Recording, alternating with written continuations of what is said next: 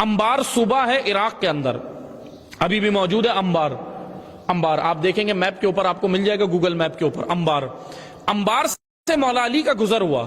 اب توجہ سے سنیں، مولا علی کا یہ واقعہ تاریخ میں ملتا ہے۔ انبار صوبہ تھا، وہاں سے مولا علی گزرے، اور مولا علی اس وقت حاکم تھے، یعنی یہ تقریباً 36 یا 37 ہجری کا واقعہ ہے، 36 یا 37 ہجری کا واقعہ، جس وقت مولا علی اقتدار میں تھے۔ امیر المومنین کا گزر ہوا انبار صوبے سے، عراق کے انبار علاقے سے۔ جیسے ہی وہاں سے گزرے تو تاریخ یہ کہتی ہے کچھ کسان آ گئے، کسان کھیتی باڑی کرنے والے زمینوں کے اوپر کسان آئے، اور انہوں نے مولا علی کا استقبال شروع کر دیا۔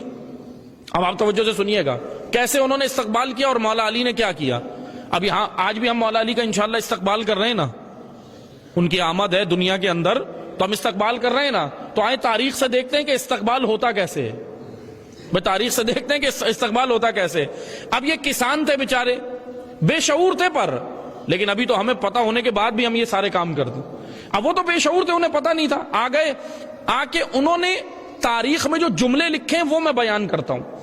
انہوں نے آ کے ترجل کیا، فترجلو، ترجل عربی زبان میں ترجل کہتے ہیں پاؤں اٹھا کر، قدم ایک اٹھانا، ایک زمین پہ مارنا، دوسرا اٹھانا دوسرا، جس کا میں ٹرانسلیٹ اگر آج کی زبان میں کروں تو بھنگڑا اور دھمال۔ بھنگڑا یعنی اچھل کود اور ناچنا، اس کو عربی زبان میں کہتے ہیں ترجل۔ یہ جو مثلا ناچتے ہیں نا، ناچنے میں کیا ہوتا ہے، پاؤں ایک اٹھاتے ہیں، ایک زمین پہ مارتے ہیں، اٹھاتے ہیں دوسرا زمین پہ مارتے ہیں، اچھل کود۔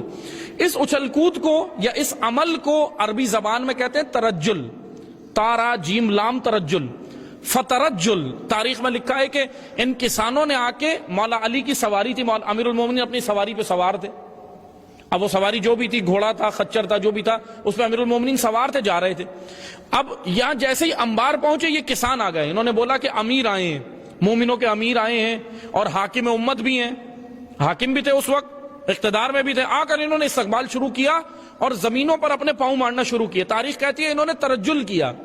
اب میں اس کا ٹرانسلیٹ کروں تو بھنگڑے ڈالے، اگر میں سمجھانے کے لیے آج کی زبان میں کروں، انہوں نے بھنگڑے ڈالے، خوب شور مچایا، بھنگڑے ڈالے، اچھل کود کی، ہا ہو کی۔ امیر المومنین پہلے تو خاموش رہے، ان کو دیکھتے رہے یہ کر کیا رہے ہیں۔ یہاں علی حیران تھے کہ یہ کر کیا رہے ہیں، وہاں وہ حیران تھے کہ علی خوش کیوں نہیں ہو رہے۔ یعنی دونوں حیران تھے۔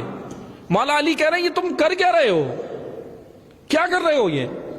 پھر جب وہ رک گئے تو امیر المومنین نے پوچھا کہ یہ کر کیا رہے تھے، تو انہوں نے بولا مولا آپ کا استقبال کر رہے تھے۔